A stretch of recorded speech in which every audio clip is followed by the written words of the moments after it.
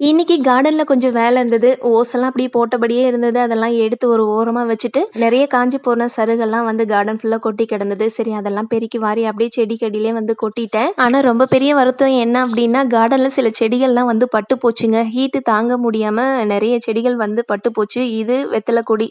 இது வந்து கனகாம்பர செடி தான். நீங்க போன வீடியோஸ்லாம் கூட வந்து பார்த்துருப்பீங்க. பாப்பாவுக்கு நெறைய பூ அறுத்து வந்து கட்டி வச்சிருப்பேன். தாய் செடி பட்டு போச்சுன்னு ஒரு பக்கம் கஷ்டமா இருந்தாலும், அதுக்கு அடியிலேயே நெறைய பேபி பிளான்ட்ஸ் வந்து முளைச்சிருக்கு. சரி பட்டு போனது தான். அதுக்கப்புறம் பேபி பிளான்ட்ஸ் வச்சு நெறைய செடிகள் வந்து உருவாக்கிக்கலாம். அடுத்தது இட்லி பேட்டர் எப்படி ரெடி பண்றீங்க அப்படின்னு சொல்லி கேட்டிருந்தீங்க. நான் வந்து நல்லா பெரிய டம்ளர்ல 2 டம்ளர் அளவுக்கு பச்சரிசி, 3 டம்ளர் அளவுக்கு புழுங்கல் அரிசி வந்து எடுத்துப்பேன். அதே டம்ளர்ல 1 டம்ளர் அளவுக்கு உளுந்து, கொஞ்சமா வெந்தயம் சேர்த்துட்டு தண்ணி ஊத்தி நல்லா வந்து வெள்ளையாக்குற வரைக்கும் நல்லா வந்து வாஷ் பண்ணி எடுத்துப்பேன். என்கிட்ட வந்து கிரைண்டர் இல்ல, நான் மெஷின்ல குடுத்து தான் ஆட்டணும். அதனால எல்லாமே ஒண்ணா கொட்டி நான் வந்து ஆட்டிட்டு வந்துருவேன். நீங்க ஒருவேளை வீட்ல அரைக்கிறதா இருந்தா அரிசியும் உளுந்தையும் தனித்தனியா அரைச்சு அதுக்கப்புறமா மிக்ஸ் பண்ணிக்கோங்க.